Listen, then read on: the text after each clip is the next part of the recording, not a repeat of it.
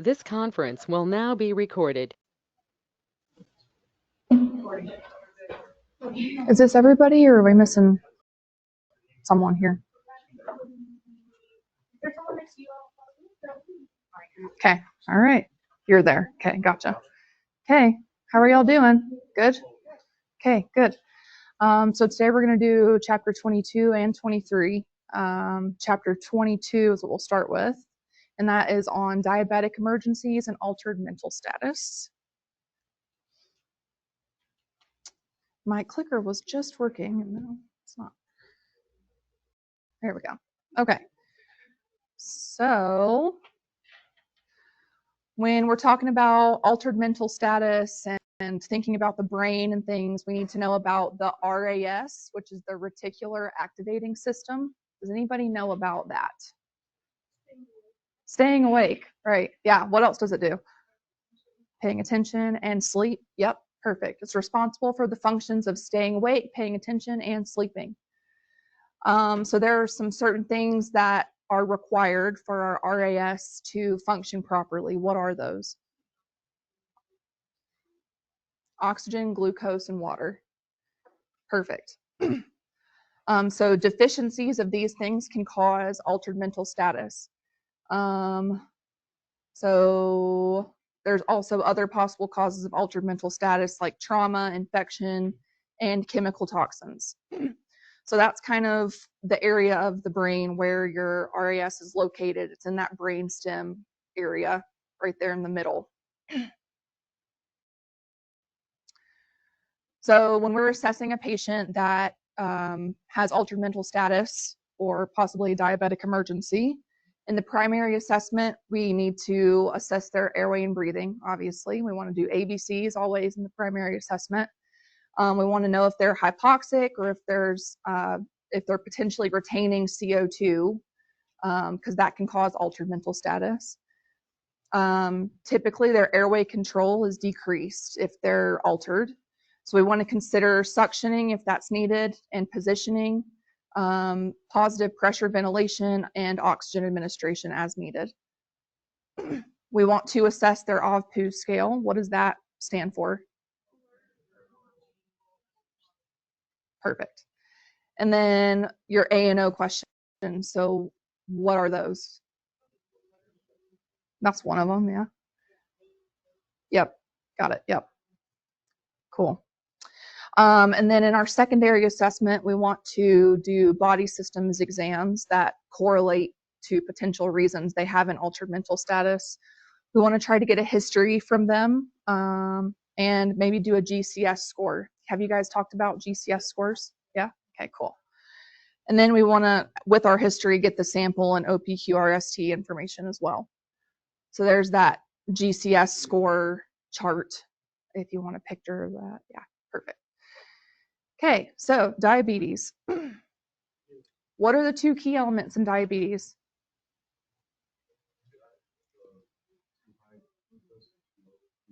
Okay. So we have glucose, and what's the other part that plays into regulating the glucose? Insulin. Yeah. So we have glucose. Glucose is the body's main source of energy. Glucose molecules are large and they cannot enter body cells on their own. And then we have insulin. So insulin is that key that opens the cells and helps glucose move from the bloodstream into the cells. Insulin is created in the pancreas. The pancreas is located midline in the upper quadrants of the abdomen. It produces insulin via islets of Langerhans. So those are endocrine cells, basically. So this is kind of a picture of that. I like to think of insulin and glucose as like a lock and key system. A lot of people use that comparison here. So insulin is like your key, right? We have an insulin receptor there. So the insulin sits in that insulin receptor and it opens a glucose channel so the insulin can actually enter the cell. So there's two primary types of diabetes. What are they? Type 1 and type 2. Got it. So type 1 diabetes, the pancreatic cells fail to secrete insulin normally. So the pancreas is either making too little or no insulin. And then in type 2 diabetes, the body cells fail to use the insulin normally. So your pancreas might be producing the insulin, but your body cells are not able to use it properly. So this is just kind of the differences. So in type 1, you can see there's no insulin in that bloodstream there. And then in type 2, there is insulin, but the cell is not responding. So hypoglycemia, what is it? Low blood sugar. Yep. This is the most common diabetic emergency. It's low blood glucose. There's not enough glucose for normal body functions, and it has a quick onset time. Why do we think that is? Why is it so quick? Does anybody know? Yep. You're starving the brain of the glucose and the nutrients that it needs to function properly. So without glucose, the brain quits functioning pretty quickly. So hypoglycemia has a number of different causes. So it can be caused by taking too much insulin, and therefore that's transferring the glucose into our cells too quickly, therefore burning them off more quickly, right? Reducing the sugar intake, overexertion, that burns off more glucose more quickly. Vomiting a meal up, you're losing that glucose and the sugar. Increased metabolic rate due to fever or shivering. And then some symptoms of hypoglycemia. What do we think we'll see with hypoglycemia? Yeah. Clammy skin, altered mental status. What else? Anything else? Pale. Okay. They might appear drunk. Sometimes you'll show up on scene thinking a person's drunk, but they might actually just be hypoglycemic. So any patient that we come across that has an altered mental status, whether we think they're drunk or not, we just need to take a sugar and make sure, because they might not be. They'll typically have that pale, clammy, sweaty skin, a rapid respiration rate. They can have seizures and unconsciousness. Kind of like that drunk state, like they're just kind of like falling all over themselves and kind of altered, and that's kind of what that's describing.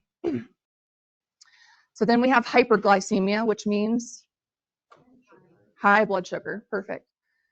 So it's usually caused by a lack of sufficient insulin, which leaves glucose in the bloodstream. So this has a slower onset time because the brain is still receiving that sugar, right? So it might take a little bit longer for those symptoms to show up. The brain's still able to function effectively because it's receiving that glucose.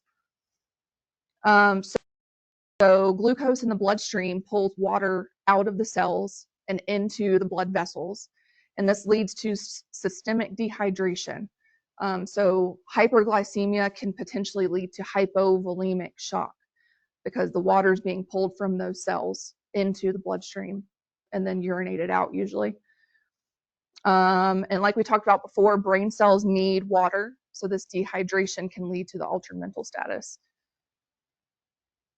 So some of the symptoms would be tachycardia, warm, red, dry skin, rapid respirations, a dropping blood pressure. Why would their blood pressure be dropping? Because they're losing that fluid, right? So polyuria, which is excessive urination. They're trying to rid the body of that excess glucose through urination. And then polydipsia, which is excessive thirst. They're dehydrated, so they're thirsty, right? So this is kind of just like a little chart. I liked the sayings at the top mostly. For hyperglycemia, hot and dry, the sugar's high. And then for hypoglycemia, if they're cold and clammy, they need some candy. So that's like kind of the difference in your skin condition there. Okay, so DKA. What do we know about DKA? Anything? Too much acidity because of too much carbon dioxide, high glucose. Okay, so the body cells are not getting energy because the glucose can't enter the cells because we have a lack of insulin production there, right? So as a last resort, our cells begin to use fats and proteins for energy instead of the glucose. So the breakdown of fats and proteins releases ketones. That's where we get diabetic ketoacidosis, because it's making ketones and other waste products. These waste products, aka ketones, combining with dehydration is known as DKA. What do we think some signs and symptoms are of DKA? Yeah, yeah, yep. So they get like a fruity or an acetone type of smell on the breath from those ketones. Rapid respirations, because they're trying to breathe off that excess acid. Basically, their body's acidic, so they're trying to breathe that extra off. And again, polyuria, polydipsia, nausea, stomach pain, things like that occur with DKA. So this is just a little chart kind of showing. So without insulin, number one here, the glucose is unable to be processed by the body. Number two, the liver produces more glucose to feed the body, but without the insulin, the glucose accumulates in the bloodstream. So our liver thinks, our cells are not getting this glucose, let me produce more. So then they have even more glucose in their system than they did before. So number three, the body needs to find an alternative source of energy, and so it starts breaking down fats and proteins. The broken down fat produces ketones, which then build up in the bloodstream. Number four, ketones and glucose are transferred into the urine, so that's that polyuria, excessive urination, to try to get rid of that. The kidneys use the water to clear the blood from excess glucose and ketones.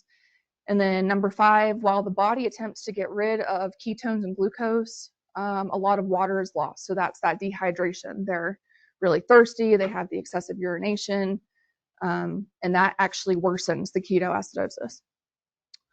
So then we have hyperglycemic, hyperosmolar, non-ketoic syndrome. So HHNS for short. What do we think? How does that differ from DKA?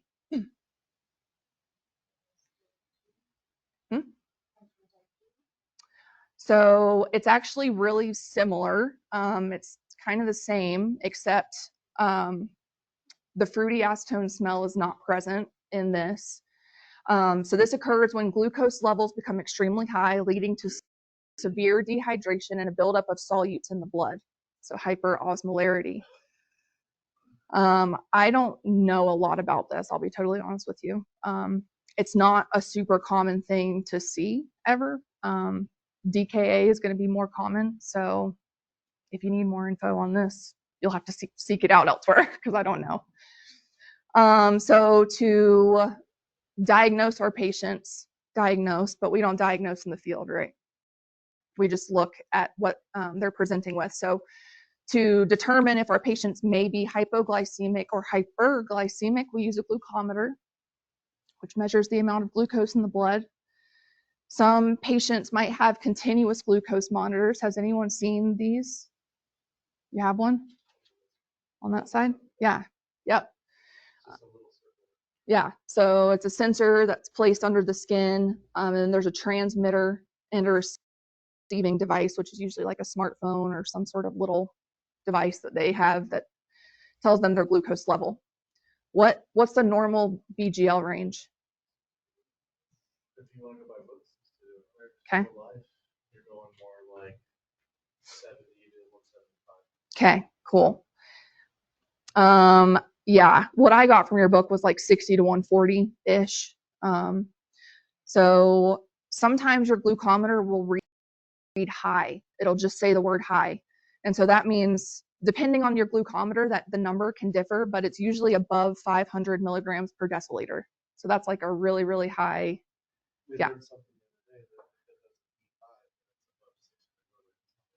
Oh, okay, cool. I didn't know that. And then it can also read low. Again, this number depends on your glucometer, but it's usually less than 15 milligrams per deciliter. So if you take a reading on a glucometer that seems inconsistent with your patient's presentation, we should probably question that, right? Like if your patient's alert and oriented, speaking to you in full sentences, but you get a BGL of, 10, that's probably not accurate, right? So we might want to question what our glucometer is telling us. Sometimes they can be wrong due to temperature, or glucometers have to have upkeep every certain amount of days or months. So maybe that didn't happen, but okay. So hypoglycemia treatment. How are we going to treat low blood glucose? With glucose, right? Yeah. So mild hypoglycemia with mild altered mental status, we can give them something to eat if they have it. If they're at home, we can help them make a sandwich or give them a glass of juice. And that does take a longer amount of time to, kick in. Or we can help them self-administer oral glucose. When would we not want to give oral glucose? When they can't swallow or when they can't protect their own airway. Perfect. Yeah, so they have to be awake enough to swallow safely. Then we want to reassess the patient after we administer that. If the condition does not improve, you guys can contact medical control to determine whether we should administer more or not. And then if it's moderate to severe hypoglycemia with major altered mental status, we want to treat as we would any other patient with an altered mental status. So we want to manage the airway, provide ventilation or oxygen if necessary, and be prepared to perform CPR if we need to. And then if you're with a AEMT or a paramedic, they could give dextrose or glucagon if that's indicated. So, okay, any questions about diabetes? No, we're all good. Okay, cool. So seizure disorders is next. So seizures are irregular electrical activity in the brain. They can be caused by injury, infection, or disease. A seizure is not a disease in itself, but it's an indication that there's something else going on. So causes of seizures, hypoxia, stroke, clots and or bleeding in the brain, traumatic brain injuries, toxins, drug or alcohol use or withdrawal. Hypoglycemia can actually lead to seizures, brain tumors, congenital brain defects, or infection or metabolic causes, which would be like caused by irregularities in the patient's body chemistry, or idiopathic, which means we don't have a cause. We don't really know why they're happening. So there's two different types of seizures. What are they? Partial and generalized, right? Yeah. So the first one is a partial seizure. It affects only one part or one side of the brain. Partial seizures typically only affect one area of the body, and the patient usually does not lose consciousness. And then the second type would be a generalized seizure. So that affects the entire brain, and it typically results in altered mental status. What is the most common type of a generalized seizure? Tonic-clonic, yeah, grandma, yeah. Okay, so an aura. A lot of seizure patients will get a certain feeling before they actually have a seizure. That might be something they smell, a sound that they hear that's not actually there, or they might just get a general feeling that they're going to have a seizure soon, and that's called an aura. And then epilepsy. Epilepsy is an umbrella term used when a person experiences seizures from an unknown cause. So tonic-clonic seizures. What do we know about them? Tonic-clonic seizures. What happens? Huh? Okay, what are they? Okay, good. Yeah. The tonic and the clonic and the postictal. Yeah. Yeah. Okay, so a tonic-clonic seizure is a type of generalized seizure. What does generalized mean? That it affects the entire brain, right? So it's a type of generalized seizure characterized by unconsciousness and major motor activity. So that's typically those, this is the most common type that we see with the convulsions and, like the typical seizure that you think of. So the tonic phase, what is the tonic phase?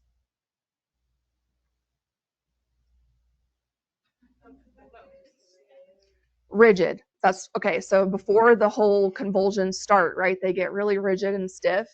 And that's kind of like the indicator, like, oh no, something's about to happen, right? So the tonic phase, the body becomes rigid, breathing might stop. Some patients bite their tongue, and they could lose bowel or bladder control. Okay, what's the clonic phase? Yeah, the convulsions. Yeah. So the body jerks violently, and this usually lasts no more than 1 to 2 minutes. The patient might foam at the mouth, and the face and lips often become cyanotic. So what's the postictal phase? The after effects, right? So this the postictal phase begins when the convulsions stop. They usually will start to regain consciousness, but they're usually altered. They are typically pretty confused. They might show temporary unilateral weaknesses. What is a unilateral weakness? One-sided, right? And then they might also become combative or violent. We have someone in this town that has seizures, and they definitely get really violent in this postictal phase. So just being aware of that and like wary that they might become combative is important for you. Okay, so posturing. When a patient has a seizure or is going to have a seizure, they might posture in a certain way that looks like these. And I'm going to have our friend come up and talk to us about posturing real quick. He's like basically a neurologist, so. That is not even decorticate posturing and decords your core, which reflects your response. And this means that the brain is damaged somewhere above your midbrain, above the red nucleus, like the cerebral hemispheres, which is very typically what people think is the brain, probably damaged in there somewhere. These cerebrate are going to be away from the core. This is their extensor response. That is going to be damaged in the red nucleus or below it. So that is a much bigger problem than decorticate.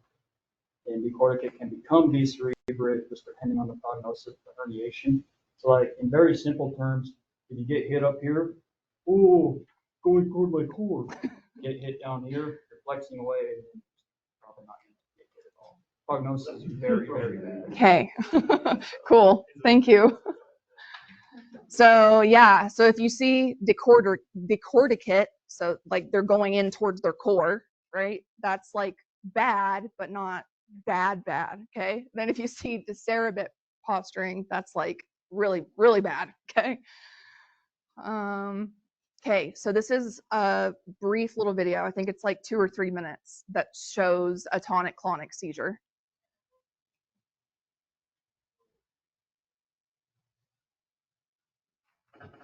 He's doing what we call posturing, where his arms are going towards his core. Everything kind of is tight. Cat, once they let him go on, we'll just have someone drive, and then right after they're going to feel onto that. Gonna break his teeth here. Everybody have a seizure, Mo. We're going to start at 9 and give you something to relax to, okay? He's hard to rock. Yeah, man. Oh, man. Let's go. Well, let's see if we can get a sugar off one of the pictures, make sure we know where we're at. All right, man. We need to get a blood sugar because he could be having a seizure because his sugar's all low. Is he having a seizure because he has a brain bleed? Did he fall out of bed? Did he hit his head earlier in the day? Gotta give him some Ativan, so it looks like he's still tensed up pretty tight. I want to give him Ativan. It's a psychoactive drug. It pretty much just completely mellowed out. What's that blood sugar? I still wasn't able to get it. Right when I went to give him Ativan, he is concentrating so hard, there's just no way to really get it. Oh yeah. Yeah. I can't push down. We have a strain on.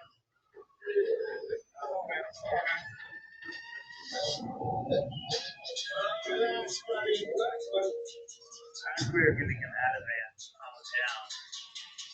He's willing to have a seizure, and his color's getting worse. I'm gonna have to give him medication, or this guy's gonna die. Break the ground and DJ will be a girl jugular. It's never like hell, buddy. I'm sorry. He's going to panel. Let's get some oxygen on him. Looks like it fit his tongue as well. Let's get the rest of that animated through here. What was that blood sugar? 39. Give him some sugar. Through the external jugular, we get D50, which is dextrose. It's pretty much sugar. And he came out of it and is able to breathe. His color has come back. That fixed him. Oh, you with me? No. Oh, Adam, man. Probably some kid too, so he's a all, man. Okay, so what are some things we noticed just in that scenario that they did for him or to assess him, I guess? They didn't suction. That's a good point. Yeah, he had stuff coming out of his mouth, right? They could have maybe tried to turn him over or something. They checked his sugar. That's a big part, right? What did they find that his sugar was? 39, right? So that hypoglycemia, like we said before, will lead to seizures, can lead to seizures. So the phase where he was just really, really tight, posturing, not necessarily convulsing, that would be that tonic phase, right? Because he's just really tight and rigid. And then you probably noticed the switch over when he started to convulse. That's our clonic phase. And then afterwards, once they gave him that sugar, he kind of just like was out, right? And that's the postictal phase. Okay, so assessment and treatment for seizures. Usually we're called after a seizure has already taken place. So when we arrive, they're probably going to be postictal. It's not super common that you'll actually be there to witness the seizure like in action. But when we get there, we want to find out what the seizure was like, if they were convulsing, how long it lasted, if there was an aura, if the patient said, I feel like I'm about to have a seizure, or I smell something funky, or I hear something. And then we want to know what happened after the seizure. So our treatment. If we arrive and the patient is actively convulsing, we want to place them on the ground away from potential hazards. We don't ever want to try to hold the patient still or hold their head. We just want to kind of clear potential hazards away from them so they don't hit their head or sustain any other injuries. If there's no possibility of spinal injury, we can place them on their side to drain that foaming and the drooling from the mouth. If we can, we want to loosen any restrictive clothing. And then if we arrive and they're postictal, this is after the convulsions have occurred, we want to just protect the airway, watch our ABCs, right? Give positive pressure ventilation or supplemental oxygen as needed, treat any injuries that they might have sustained, and transport them to the hospital. Any questions on seizures? Also, when he was, instead of giving him supplemental oxygen,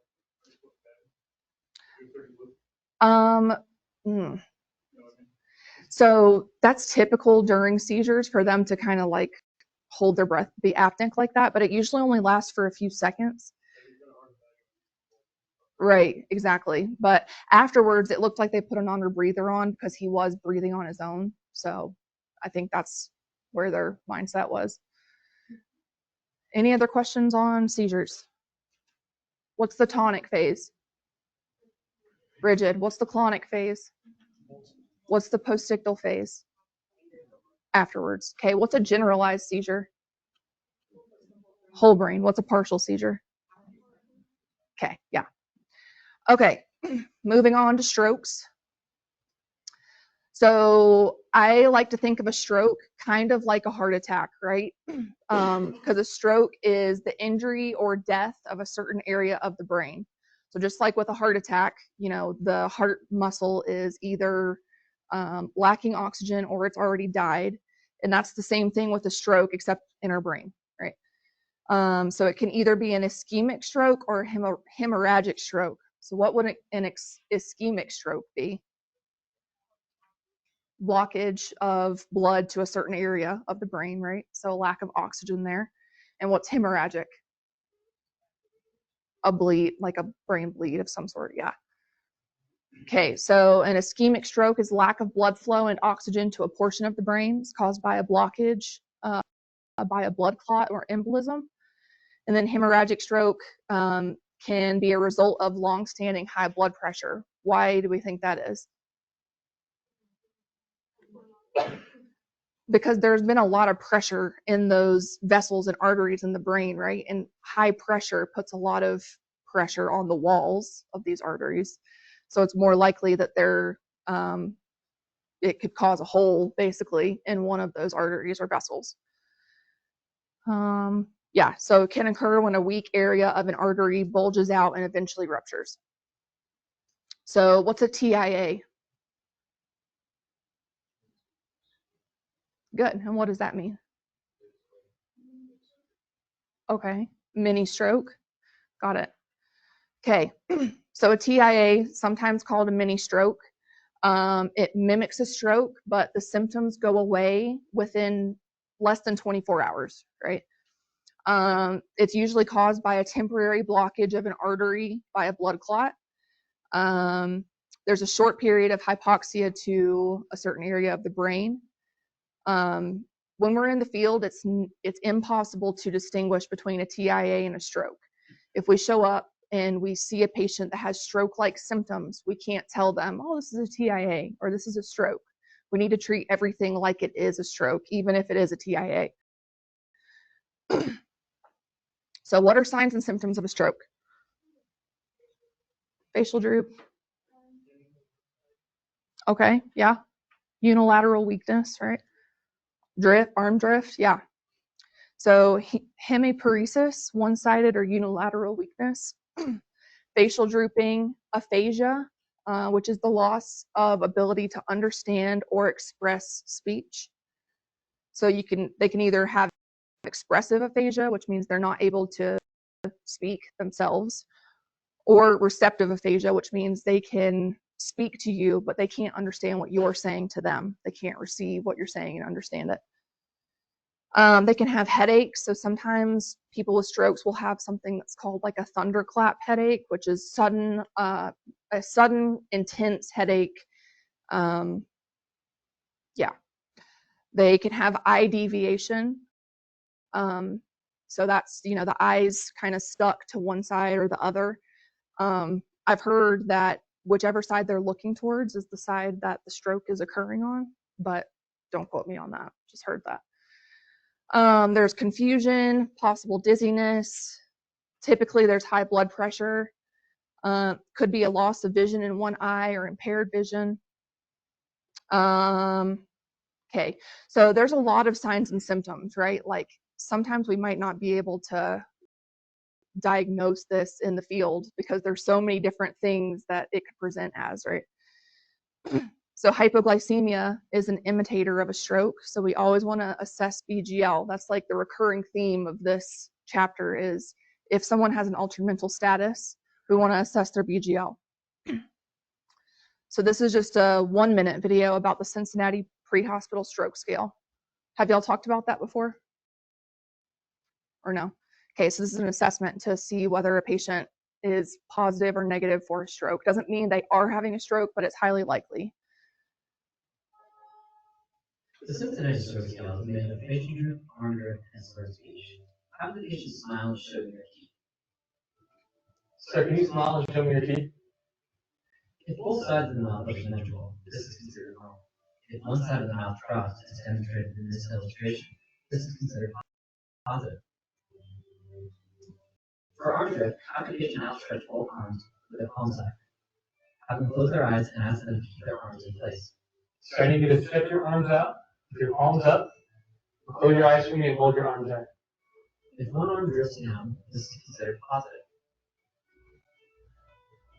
Lastly is a measurement of their speech. Have the patient repeat the statement, "You can't teach an old dog new tricks."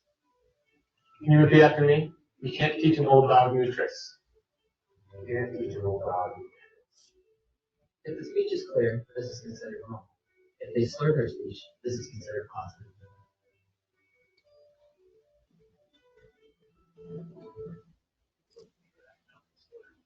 Yeah. Okay, so what are the 3 things we're going to check in the Cincinnati pre-hospital stroke scale? Ask them to smile, okay? Their arms, how are we going to ask them to do that? Hold your arms out with your palms up. and close your eyes, right? I don't think it really matters. It's just if their arm, when they close their eyes, falls, then that's a positive for possible stroke. And then what was the last one? Speech. Have them repeat something after us, right? So treatment. So the most important treatment step in caring for a stroke patient is rapid recognition of the stroke. We want to provide a calm and reassuring presence for the patient because that's super scary, right? Like if you can't speak to someone, if you suddenly lose your speech, like you're going to be pretty scared, right? So we just want to be there and provide a calm environment. We need to try to determine the time of onset or the time that they were last known well. So if they have a family member present, we want to ask them like, hey, when's the last time you saw them normal, right? Like this is abnormal for them. When did you see them normal? This matters because it determines whether they can receive treatment, certain kinds of treatment we'll talk about in a minute. We want to monitor the airway and administer oxygen as needed, and then transport to a hospital with the capability of managing a stroke patient. So they should have a CT scan, TPA treatment, which is also known as a thrombolytic medication. We don't really have a facility like that around us.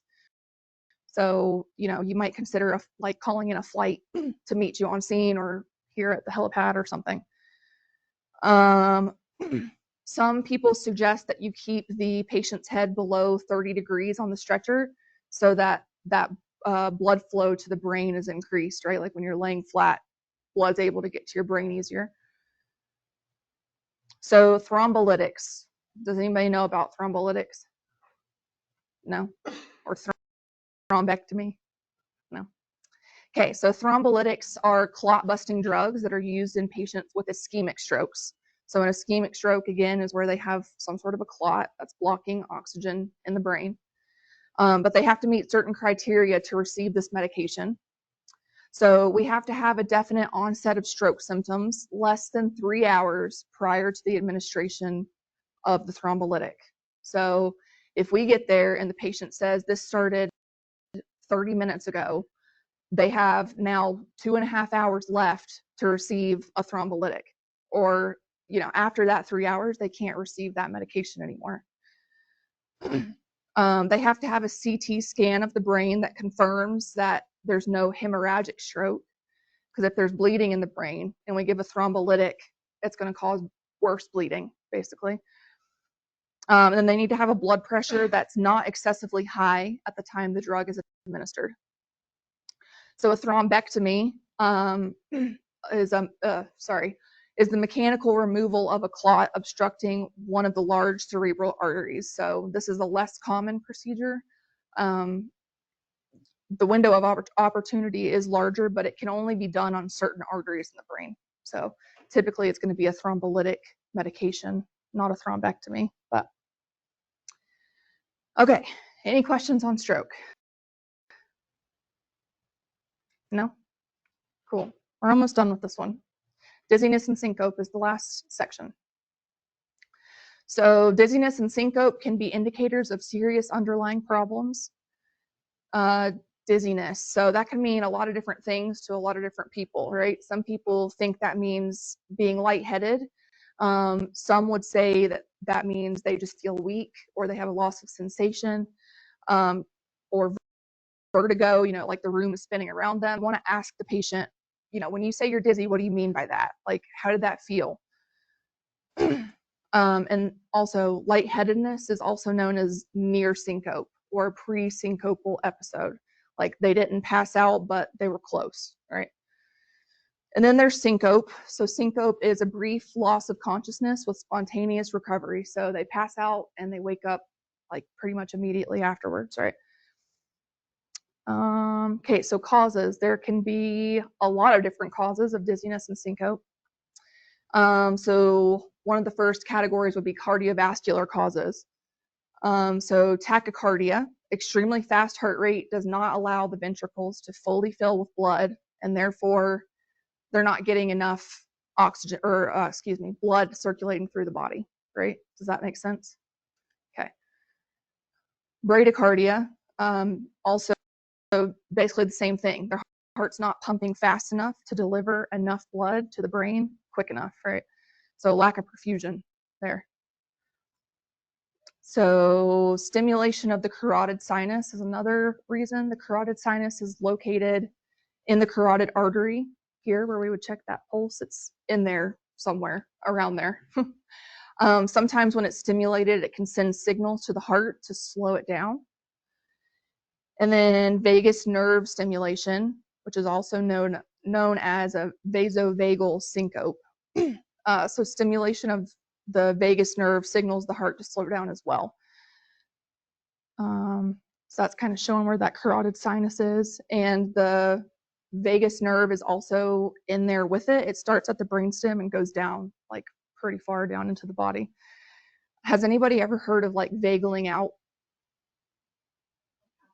Like passing out, right? So you're bearing down really. It's a lot of times like mama on the toilet when she's trying to poop. She's bearing down really, really hard. And that stimulates that vagus nerve. So a lot of times they'll fall out on the floor because they vagaled themselves out. Okay. So there can also be hypovolemic causes. What does hypovolemic mean? Low blood or low lack of fluid, right? Okay, yeah. So when the patient's lying down, blood, so if the, let's say, let me back up. Hypovolemic causes could mean that the patient's dehydrated or that they've lost blood somehow, or that there's an internal bleed somewhere where they're losing blood and it's not circulating through the body anymore. So when the patient's lying down, blood is reaching the brain. We talked about before, keeping their head down low so that it will reach the brain. But when the patient stands up, the body's unable to quickly divert enough blood from the legs to the brain. So they get lightheaded or they might have a syncopal episode. This can be caused again by dehydration, internal bleeding, trauma. Okay.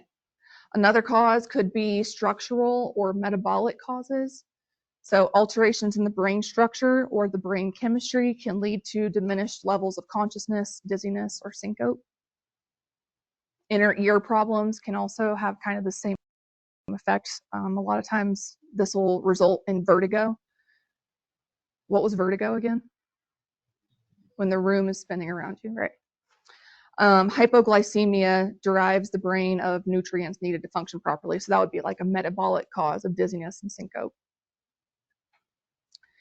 And then the last one would be environmental or toxicologic causes. So alcohol, drugs, CO poisoning, panic attacks or anxiety, etc. Like there's a ton of causes that could lead to dizziness and syncope.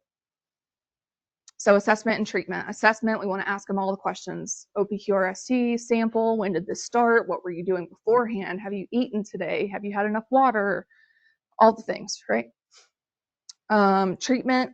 So the greatest danger for a patient with syncopal episode is the actual fall itself. It's not them passing out. It's actually them falling and injuring themselves in the fall. We want to look at their ABCs and administer oxygen if needed. We want to determine if they're stable or unstable, and then transport. There's not a lot that we can do, if we don't really know the underlying cause. So trying to figure that out, and it's more about treating that underlying cause than it is the actual syncope itself. Any questions on any of that? No? All good. Okay, cool. Okay, let's take like 5 minutes and come back. Any questions online?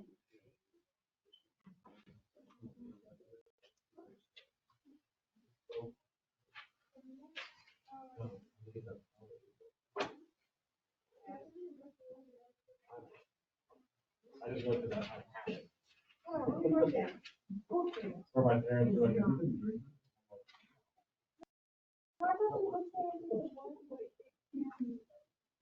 it's just less. You want to like pass them out? Yeah, that'd be cool. Thank you.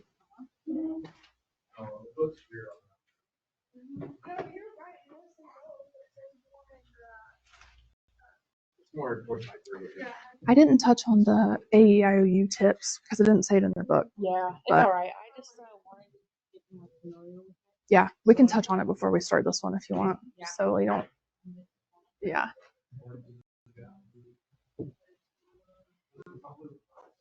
They're not gonna make it.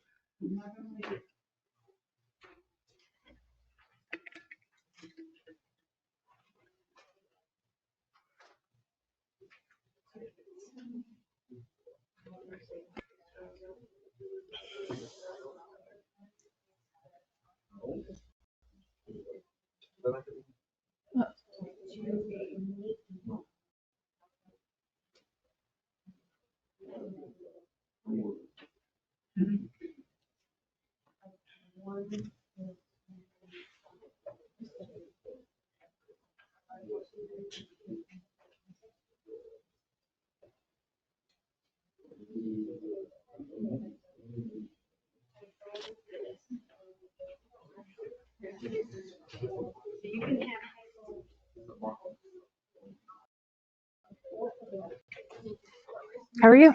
Oh, living the life. Figure I'd learn something while I'm sitting here. Yeah, cool.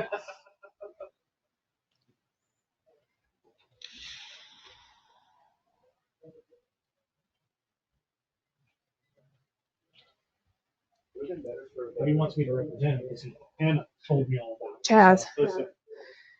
Seems to be. Oh. Mm. Hello, hello, hello.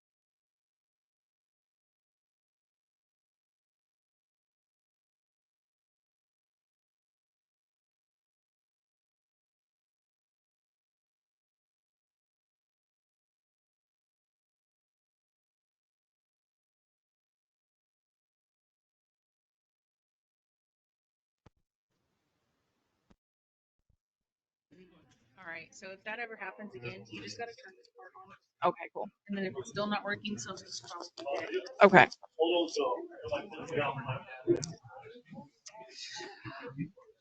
I have to make an announcement. I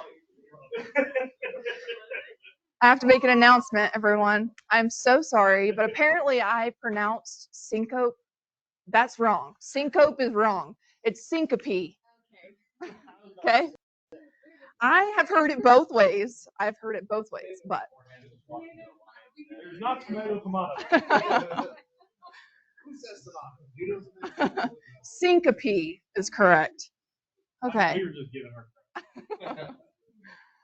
Okay. That's what we do. Bill, is this the real one? Yeah, so we're gonna do it into the bottle, and then we're gonna cut it open so you can see how much is actually that. Jonathan Bell will need that. Do we want to do that first or after we talk about it? I'm just trying to stick this in Mike's leg. We can probably do it afterwards. Okay. Cool. Yeah. Okay. It don't matter. First Syncope. person I find cheating on the test. Okay. Y'all ready? Okay. Here we go. Ready? Chapter 23 is on allergic reaction. Uh-oh. Okay. Oops. So, what's an allergic reaction?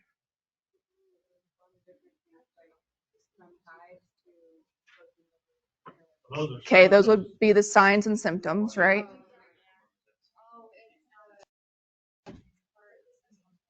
Okay, yeah, histamine response. That's perfect. Okay, so,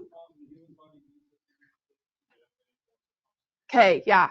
An allergic reaction is an exaggerated immune response by the body when presented with an allergen. What's an allergen? Anything that someone's allergic to, right? So an allergen is a foreign substance presented to the body that causes the allergic reaction. So anaphylaxis, which is also known as anaphylactic shock, is a severe allergic reaction that can become life-threatening. So anaphylaxis causes blood vessels to dilate rapidly, which means what? Bigger or smaller? Get bigger, okay? They dilate rapidly and cells to leak fluid, causing hypotension. When the cells leak fluid, what else can that cause? Edema, swelling, right? Tissues may swell, including those lining the respiratory tract, leading to respiratory failure. So causes. What are the different causes of allergic reactions? Just throw some at me. Bees, peanuts, berries, medication, pollen, poison oak. Yeah. So insects, the most common is going to be like bees, yellow jackets. My grandma's allergic to ants. Like it could just be a number of things, right? Foods, nuts, eggs, milk, shellfish. Shellfish is a big one. The effect is usually slower than that seen with insect stings, with the exception of peanuts. Peanuts is a really fast allergy. Typically, people with peanut allergies, it's pretty severe with a rapid onset. Plants, so we have poison oak, poison ivy, poison sumac, pollen. I don't think we have a lot of those around here other than maybe pollen, right? I don't know. Okay, medication. So certain drugs, especially antibiotics like penicillin. So some patients might tell you they're allergic to something, but they might be wrong, right? Because they might be confusing like a side effect with an allergic reaction. That's like my grandma as well. She's like, I'm allergic to morphine. I'm like, no, you just threw up, and that's a side effect, right? Like that's normal. So they can be allergic to dust, chemicals, soap, makeup, etc. Like there's just a large list of things that could cause allergic reactions. One that they made note of is a latex allergy. So patients who receive lots of surgeries, multiple surgeries, might develop a latex allergy. And then medical professionals are becoming more sensitive to latex. Most things that we use now in the field, like our gloves and stuff, are not latex, they're nitrile. So that's not like a super huge concern, but just something to note. Okay, so the pathophysiology. So who can tell me what happens? So let's start at the beginning. So an antigen is presented to the body. Then what happens?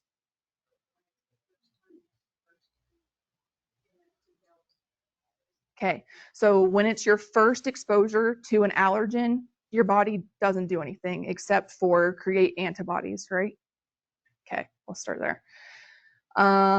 So your first exposure, you don't produce symptoms. The body's immune system has not learned to recognize that allergen yet. So in the first exposure, the body produces antibodies to the allergen.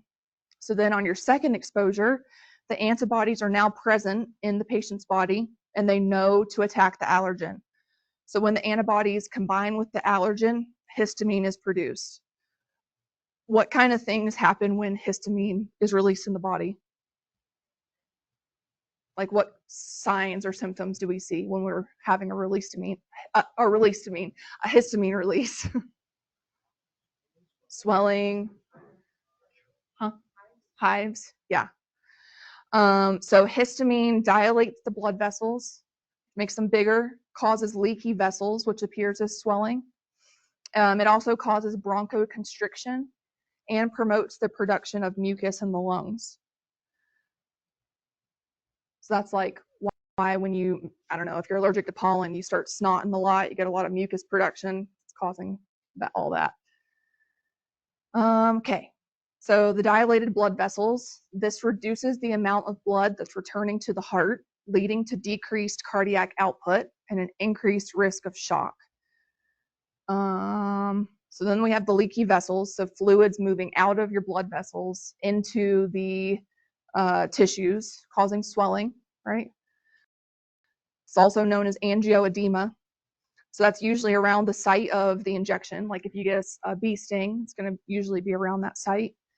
It can move to the face, eyes, lips, ears, tongue, and the airway. So the patient might have a muffled voice or display stridor on inspiration. What does stridor tell us?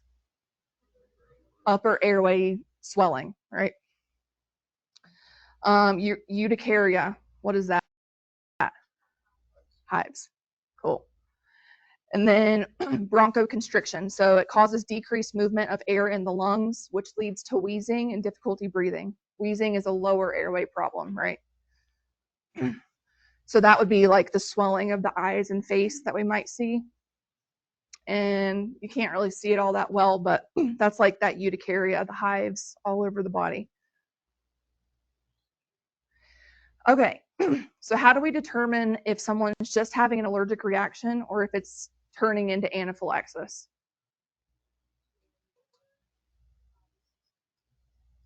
Oh, okay.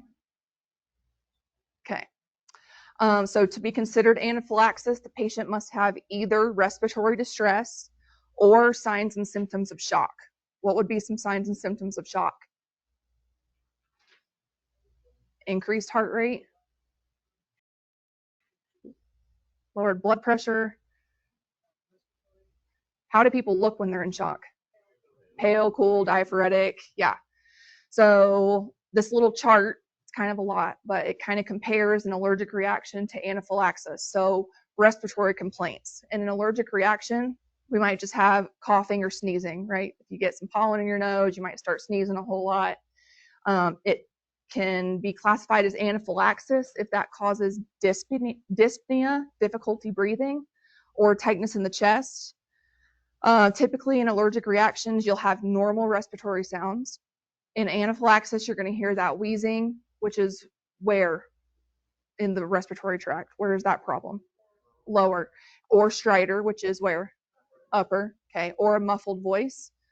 Skin findings. So in an allergic reaction, you might have hives or a rash right around the site of the sting or wherever, if they touch a peanut, it might be right there.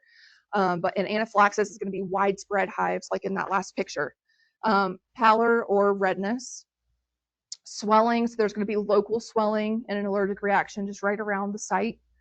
In anaphylaxis, we're going to have profound swelling, so lips, face, eyes, airway.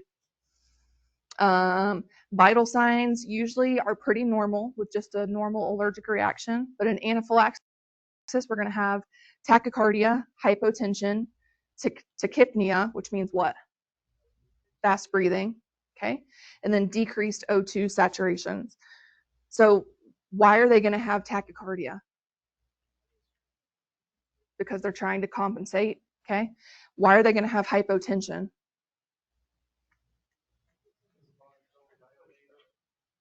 Okay, because the histamine vasodilates, right? So that's going to decrease their blood pressure, causing hypotension. And then mental status. So in an allergic reaction, usually pretty normal or maybe a little anxious, but an anaphylaxis, they can have syncope, which means what? Passing out, altered mental status, or that feeling of impending doom.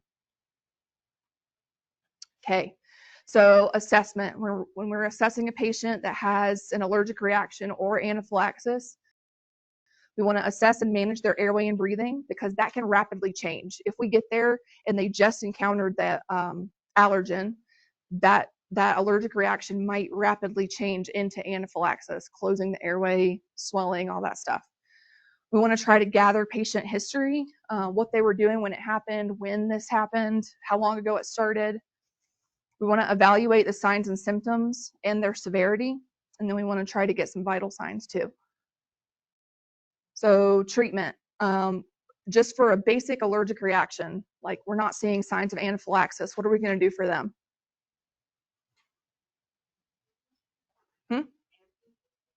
Antihistamine? You guys can't give Benadryl, can you? Okay.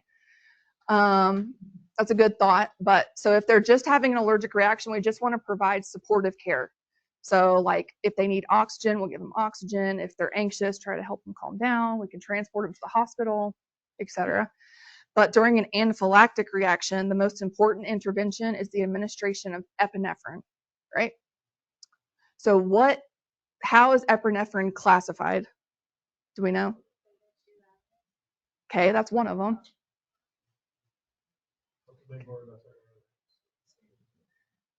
Sympathomimetic. Okay, cool. You guys don't need to know this whole long thing, but it's a non-selective alpha and beta adrenergic agonist. Okay. Yeah, sympathomimetic. What does that mean? It acts like the sympathetic nervous system, right? So it acts on your alpha and your beta receptors. Okay, so epinephrine causes vasoconstriction. So in an allergic reaction, we have vasodilation, right? So we want to constrict those vessels back down. It increases heart rate and contractility. Do we know what contractility means? How hard it's beating, right? And then it also causes bronchodilation. So these alpha and beta things aren't necessarily things you need to know, but it's good to know if you want to learn it.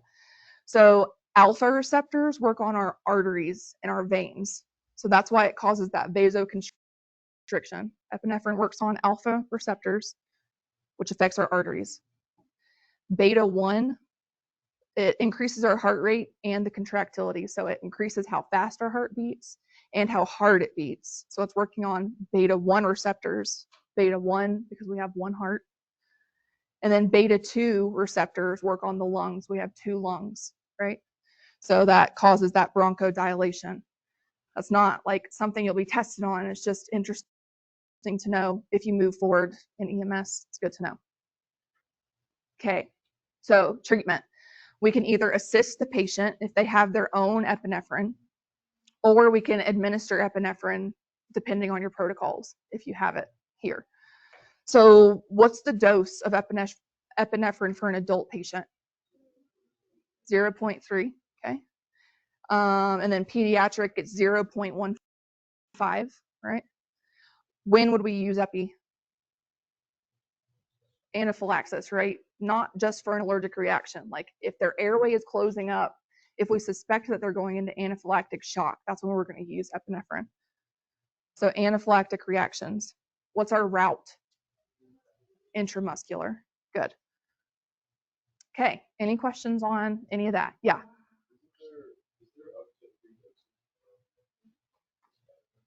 Um, Yeah, but keep in mind, so are the EpiPens, because you guys can't give it unless it's prescribed to the patient, right? So I'm gonna grab my book. here, you want this one? So keep in mind, like EpiPens, right? Mr. Bell back there has some. Usually they give you 2 of them, but those only have 1 dose each. Really, we're gonna show you that you can get more out of it, but if you're But you assisting the can't patient, get more out of it right, because you're not allowed to draw up epinephrine and give it. right, If we got handed one of these and didn't have any epi, and didn't have any epi, and technically we could administer more than that, Yeah. but so it is up to 3 doses. If they're in severe anaphylaxis, your 1 dose really isn't, it's going to help them for a little bit, but the half-life of epi is only 3 to 5 minutes, right? So your transport to the hospital, there is a chance that they're going to need more while you're en route. So keep that in mind if you have like an ALS unit coming, or if you're like kind of close to a hospital, you can start moving that way, right? So the easiest way for my brain to establish whether it's anaphylactic shock or not, which in your book it tells you if it's the airway or if they have any signs of shock, right? So the easiest way for my brain is if their airway's involved, EpiPen, right? If it's just their lips, that's not their airway, okay? Lips, no longer the airway. But if you have 2 or more body systems involved, so an example of that would be like nausea, vomiting, and hives, right? Because that's the GI system and the skin system. So 2 or more systems involved, or just airway. If it's airway and something else, that's fine too. That's when they get that epi, okay? So say you're going on like a difficulty breathing and you get there and you hear wheezing, do you think you should give their albuterol inhaler first or their epi first? depends on what it is. I mean, if they're having an asthma attack, Yeah. but if If they're it's having anaphylaxis, the epi is going to do more for them than the inhaler will. because at that point their airway's involved in the situation, and it only gets worse from there. Yeah. So if it's suspected anaphylaxis with wheezing, that epi first, always the first line treatment. Okay. Even like whenever you get further and you can start giving Benadryl and all the other cool stuff, we always give epi first. That's what's going to save them. Yes. Oh, sorry. Go ahead. I'll ask my question now. Oh no, you go ahead. Okay, can you explain those increased capillary permeability and why it happens? Why it happens? So I believe it's like a part of your histamine response. Okay. And so that histamine makes that like capillary more permeable. So whenever we say permeable, it's just allowing more fluid to escape outside of that vasculature, Right. so the vein. How it happens exactly, I don't know. Then the epi makes it less permeable, right? Yes, yeah, because it helps everything constrict and kind of stops that reaction. And their release. And so I know that I have said this before, but one of my first anaphylaxis calls, my first anaphylaxis call as a paramedic, was on a 14-year-old little girl. And I walked in, I could hear her breathing from the front door. And I knew she was in anaphylaxis. And the only thing I had in my pocket was a vial of epi and a syringe. And that's the first thing I did. I didn't do vitals on her. I stuck a pulse ox on her finger and I stuck her in the leg with some epi. That is the only way that you're going to fix these folks. By the time it was all said and done, I'd given her like 4 doses of epi, as well as breathing treatments and steroids and Benadryl and all kinds of crap. But the first thing I did when I walked in the house was I had a vial of epi and a syringe, and I popped her in the leg without doing anything else. You need to get on top of these things very fast, or they will get on top of you very fast. And once they start declining, they decline very rapidly and very fast, and they get really sick on you. So even if you're out in the woods with, Mr. Bell back here, and he gets popped by whatever he's allergic to, and he, starts declining kind of quickly, you need to get an EpiPen in him really, really fast and call for help, because these patients can get sick and really, really sick. Mm-hmm. What muscle group do we prefer whenever we're giving epi? Biggins. Yeah. So examples, thighs. Yeah, we can do it in the arm. Please don't. I hate epi. The butt cheek is one. Not so, I wouldn't go up high, but butt cheek is one. But remember, we have that nerve that runs down the middle of our butt cheek. So if you hit that, epi hurts. I don't know who all in here has ever gotten epi, but I had it once when I had an allergic reaction to bees, and it hurts. It's not a fun experience, but I'd rather get stabbed than die. So We carry epi around when we go on hikes because we do a lot of hiking and camping. We don't carry a lot of Benadryl. We don't carry a lot of anything else, but we have a lot of epi that we carry around because if I'm, 4 or 5 miles up into Lamoille Canyon and trying to get her back off the top of that hill, I need enough epi to get her back off the top of that hill. yeah. So we have a donated real EpiPen. So who wants it? yeah, we're gonna put it in this bottle, and then we're gonna cut it open to show you guys that there is extra doses in there. That comes in handy when you're like back wilderness kind of stuff. If you are riding an ambulance, do not do this. Yeah. If you and your friends go hiking and they have an EpiPen, well, at that point, it's between you and the Lord. But do I get to do it? yeah. It's like this, right? With my thumb over? Yeah. Okay. That thing Hopefully will it goes slip out through from this up under you. cap. I'm kind of scared right now. Stick it in the sack. It'll go through the top? All right. I'm shaking. Oh. Cool. So we hold it, right? Oh, good. Okay, that's fine. It's fine. It's empty. Did So you we hear hold it it. release? That quick release? You want to hold it? How long do you hold it on their leg? All right. It's sprayed in there. Does it take 10 seconds? It's a pretty quick release, right? But you just want to hold it there just in case something happens and it doesn't We'll release try and as cut this fast. thing open.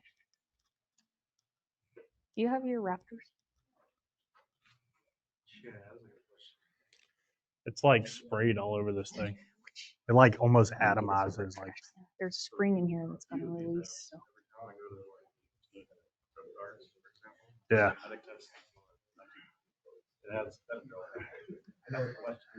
Yeah, I don't know why they put that in there. I think there's more than 2 doses. Yeah, you'll see it. If you do happen to take one of these medic test stuff and they ask you about Benadryl, the dose for Benadryl is 25 to 50 milligrams, and you give it for allergic reactions. That's just to make it easy for you, but y'all can't give it. So. But some of them ask. I don't know why. So. G. Say that one more time slower. G gated. Huh. Okay. I'll tell him. No, and it wouldn't be a bad idea because, like at Grady, when we worked in Atlanta, our basic EMTs could administer epinephrine IM as long as somebody else drew it up. And so we had little TB syringes, and we would draw up single dose epis and put the cap on them and sit there and like tape them. And that way, our EMT basics, if they needed to administer it, they could. But epi's a really good drug for like anaphylaxis. Fun fact, if you have epi laying around and you have like a nosebleed, you can take it and put it on a little cloth and stick it up your nose and it'll stop the bleed. Why? What does it do? It vasoconstricts, right? Fun fact. I mean, I wouldn't do it a lot, but if you just happen to get your hands on a little bit of epi. That's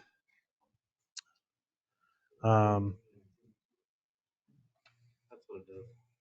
So it'll be like 25-50. Yeah. Most of the time, I just get 50.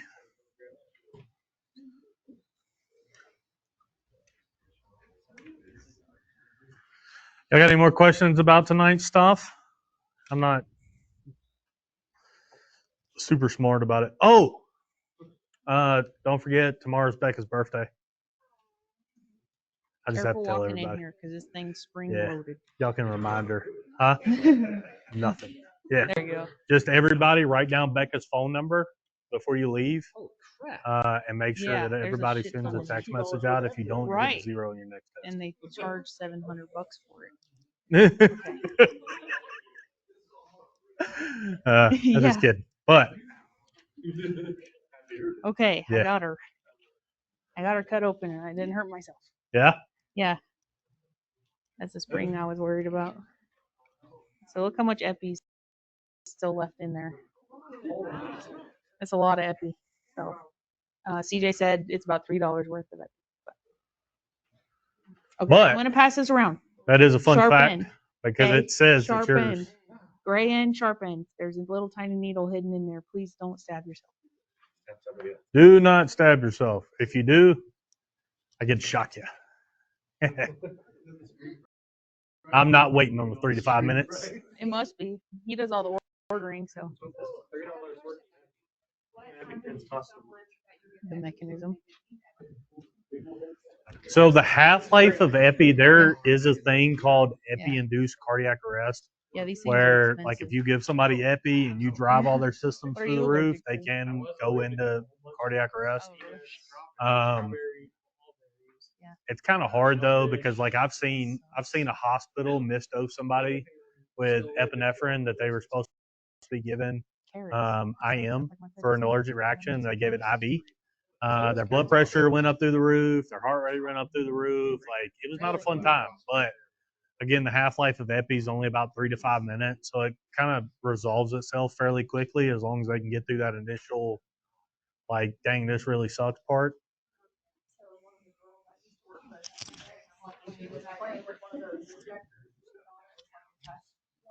And so she did what she had her thumb on the top, thinking that was like the right way. You know, you're supposed to have it on the top. But she pushed it in and it went straight into her thumb, like in school, in class. And so she, you know, her thumb like turned white and got huge and it was stuck in her bone, so she had to pull it out. Oh no.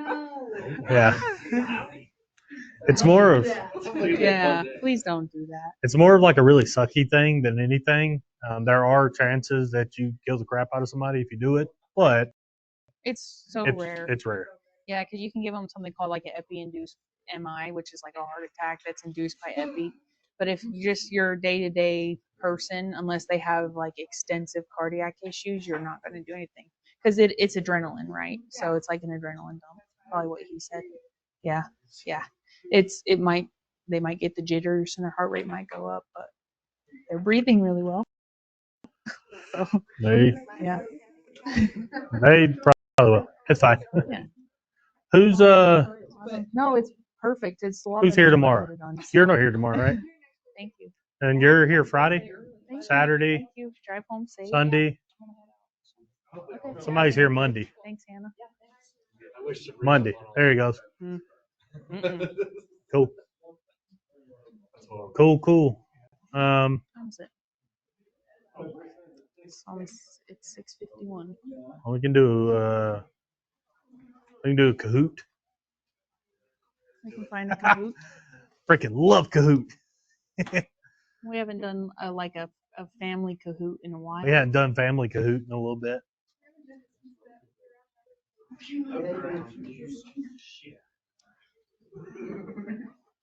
Mm.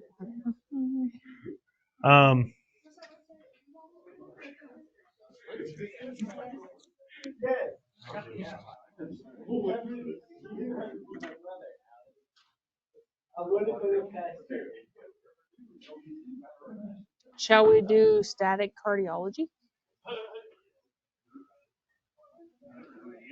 Let's do neurologic disorders.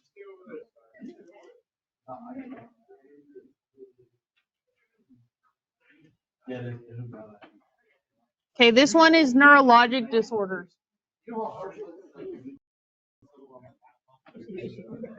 Oh, I did not mean to do that. What?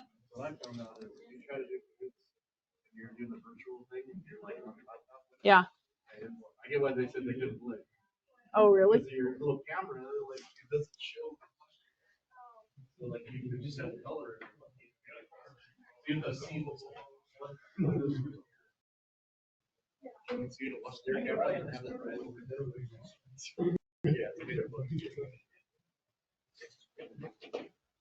Bonus. I got 2 Tootsie Rolls for whoever can answer this question. What are the name of the respirations that you see in DKA? Nope. Too small. Don't put yourself in DKA eating those.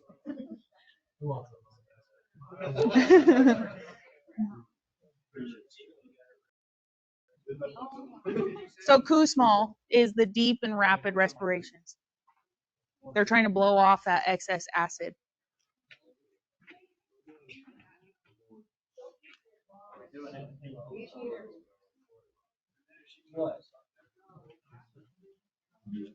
I like the little music that they play.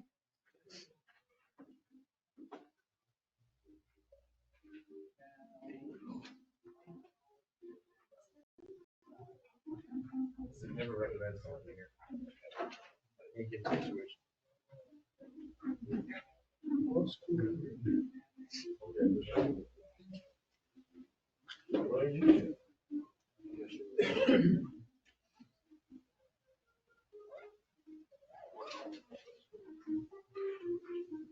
Calvin? You can't change your little dude to a penguin? You already got a penguin on there, it's fine. Oh, there he is.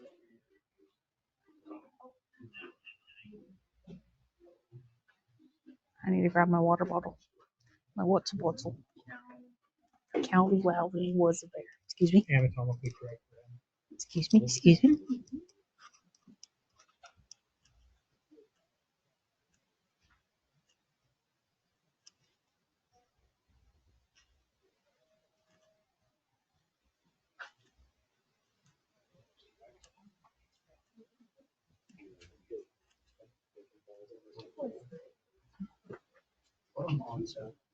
Who did that?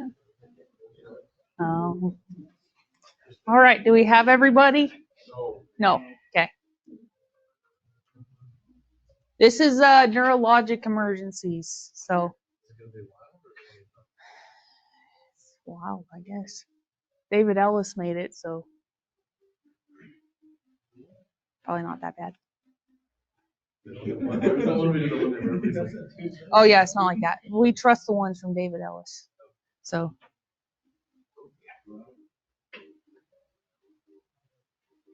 Nick's got pancakes on his head.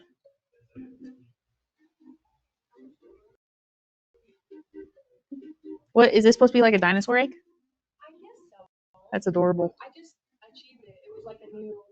Oh, you're moving up in the cahoots room. Yeah, I like that. It's cute. It's adorable. I like it. All right, how many are you guys back there? Okay.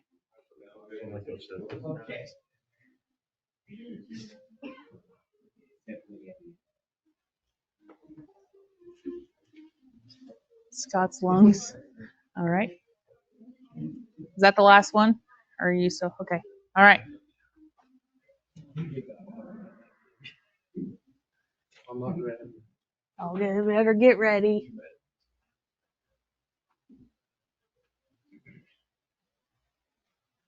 Which of the following is not a function of the parasympathetic nervous system?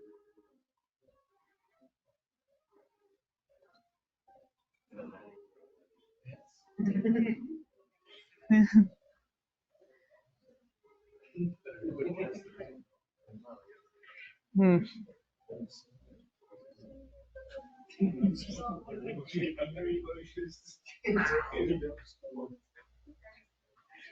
I don't think that's correct.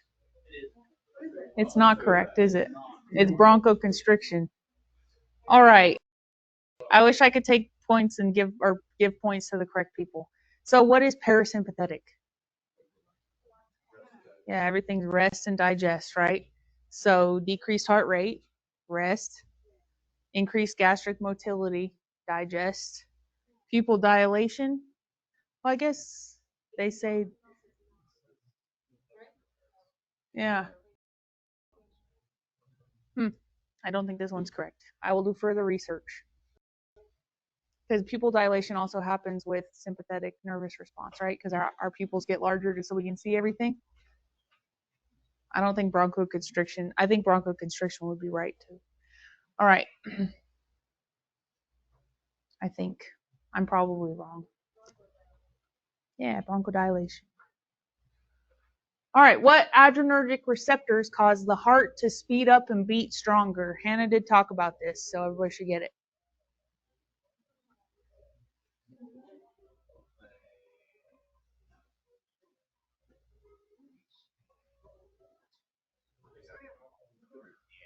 Beta 1, you got one heart, you got two lungs.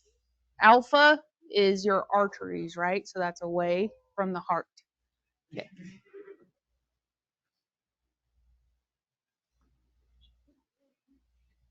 What is not a characteristic of Cushing's triad? Ooh, I think this is in a later chapter, but it still has to do with the brain.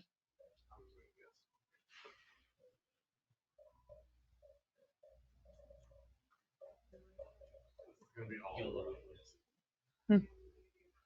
place. You don't want to All right, so it's bronchodilation. One person got it. Yay, good job. So we're going to start talking about this whenever it comes to like head trauma. So you're going to learn a lot of triads whenever it comes to trauma. Okay, Cushing's triad is one of them.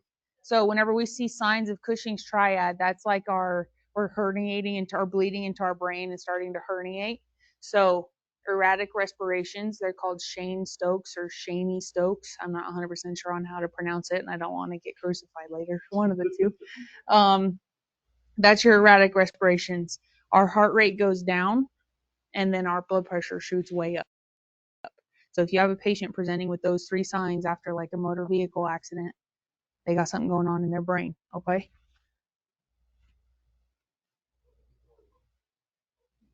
Good job. All right. Which of the following is not a cause of syncope?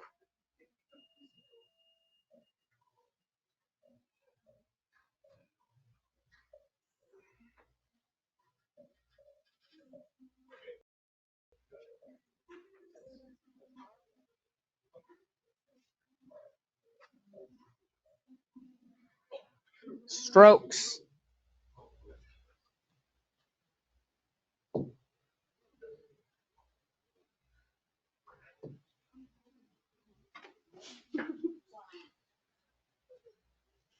Which of the following is not a cause of an ischemic stroke? Ooh.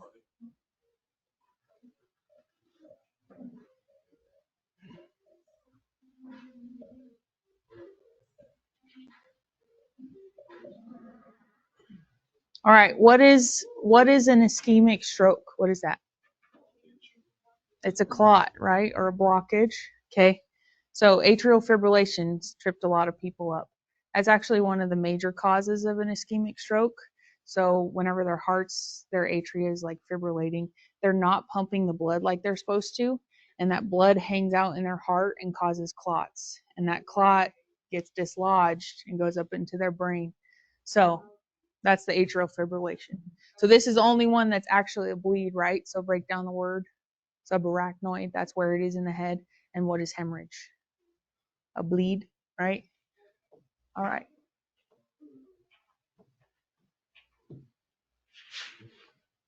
What term indicates weakness on one side of the body?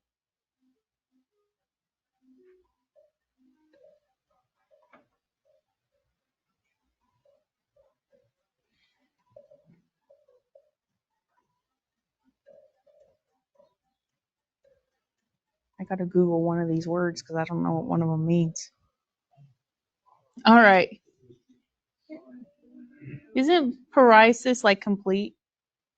Isn't that like complete paralysis? Plegia is the paralysis one.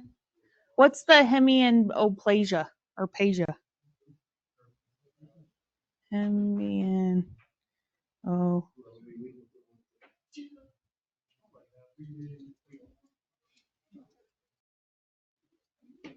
I'm Googling that word. Oh, that's visual deficits. Huh. I learned something new today. I learned lots of new things today, actually. It's been an exciting day for me. All right, what does an elevated PaO2 cause in your stroke victim? This is a good one. This is we talked about because we don't want to keep the oxygen above 99%, right? Because our oxygen can only read up to 99 or 100%. So if it's a stroke, we want to keep it between 95 and 99% because it causes cerebral vasoconstriction. So blood clots or blood vessels in our brain constrict. I know Calvin's back there having his own stroke hearing that, but it's all right. Which of the following is not part of exclusion criteria for fibrinolytics? So this is what they give them when they're having a stroke.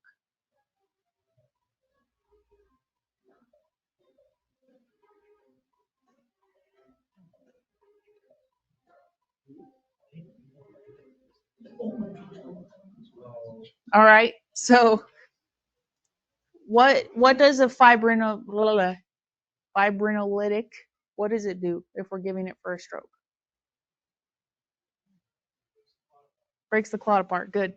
Right? So if they have a history of bleeding, we don't want to give something that impairs their clotting, right? Because we don't want them to bleed out more.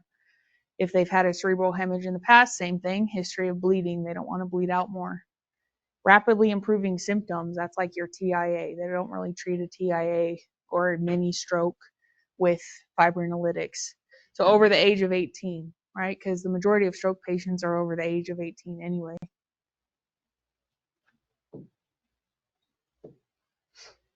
All right, what class of medications is used to control seizures? Ooh, pretty sure I saw this on one of y'all's pre-test questions. Maybe not. I think it's definitely on a PowerPoint that's coming up. Benzos, yeah. So benzos, we carry like Versed, Ativan, that kind of stuff. Stop seizures.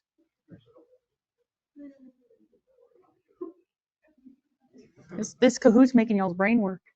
What is the most common cause of status epilepticus?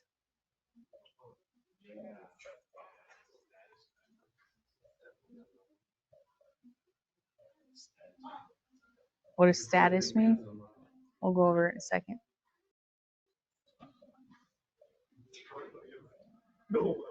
Failure to take medication. So what is status epilepticus? What is that?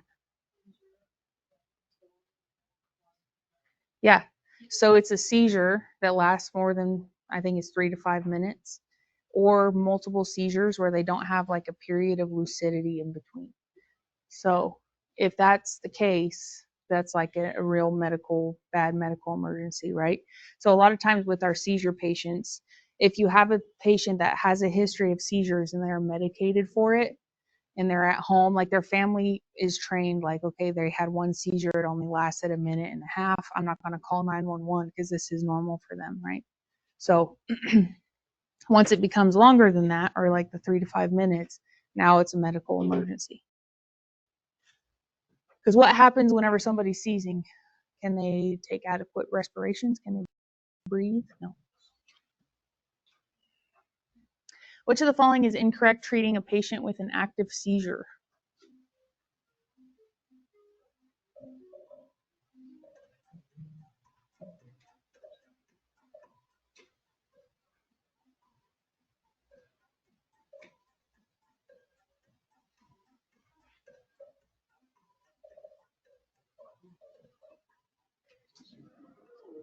All right. Rule number 1 of EMS, don't stick random stuff in people's mouths, no matter what. Okay, so they used to teach like shove a sock in there so they don't bite their, please don't do that because they can bite it off and aspirate it. It's a whole thing. Don't stick your fingers in there because you'll lose fingers. Okay, don't place stuff in people's mouth. Which of these drugs is least likely to contribute to excited delirium? Ooh.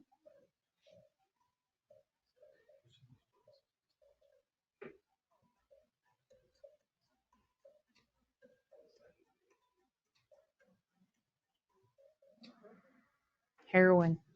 So these are all uppers, and we're going to talk more about this on Thursday. So whenever we're talking about like uppers and downers of medications and certain types of drugs, the uppers are going to usually cause that excited delirium. So excited delirium is like a hyper exaggerated state. So they get crazy, they get tachycardic, they get hypertensive, they get sweaty, their pupils are like, "Meow." And yeah.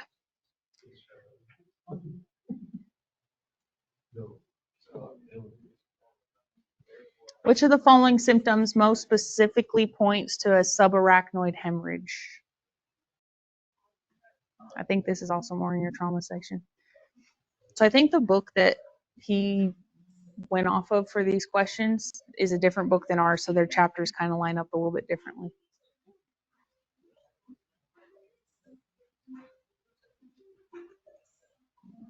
All right, good job. So sudden severe headache, that's usually indicative of a bleed, like a head bleed, because it's just on sudden onset.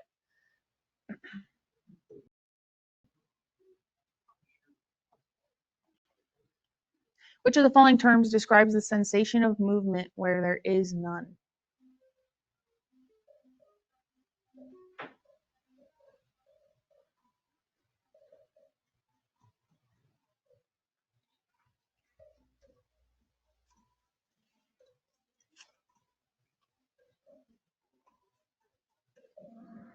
Vertigo, good job. What's nystagmus?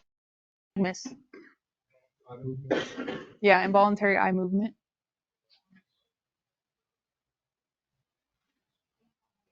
Which of these conditions will most likely present with headache, fever, stiff neck, and photophobia?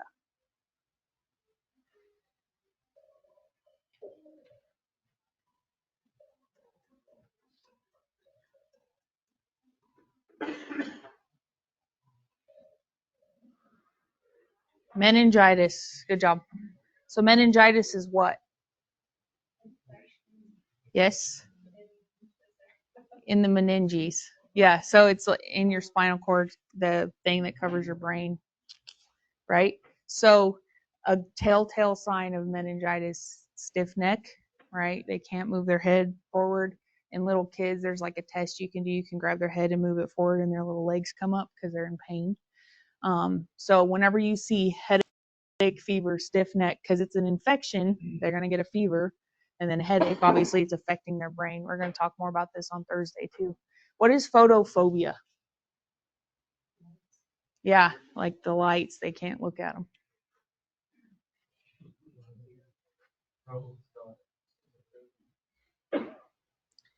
What sign, when positive, indicates meningitis? There's another one. What? Uh-huh. I don't right Adrian smell like. What does the right atrium smell like? Brudinski's.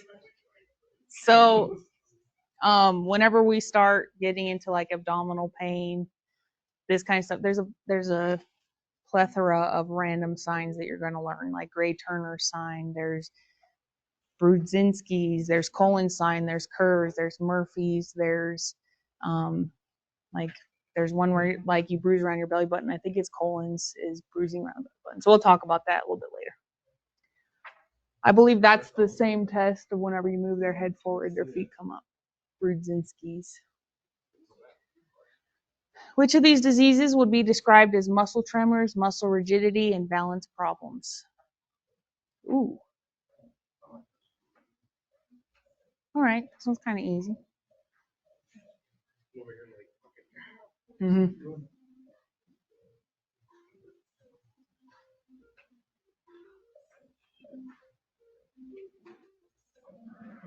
Good job, Parkinson's. I like it. Myasthenia gravis, that's like a adrenal problem. So it's not that. Wernicke-Korsakoff, that's like a brain disorder where they're not getting enough vitamin B12. And then tardive dyskinesia, that's like the face twitchy movements. Usually caused by meth, but can be caused by other things. All right, what medication is used to treat an acute dystonic reaction? Dang, threw all the big words in here.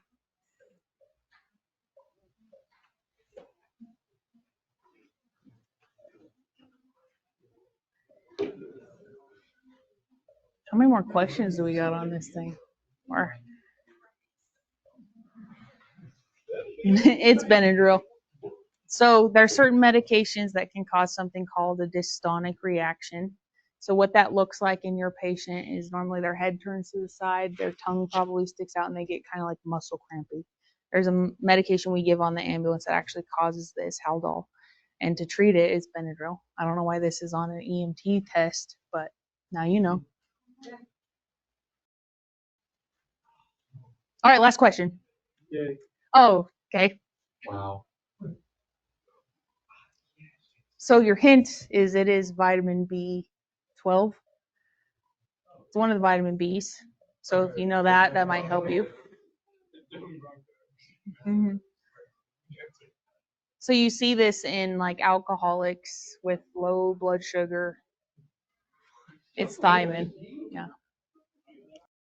Well, now you guys know. Good job. Penny, you got it right. That's impressive. You could kind of rule it out though, because Hannah mentioned glucagon. You know it's probably not Benadryl. All right. Good job.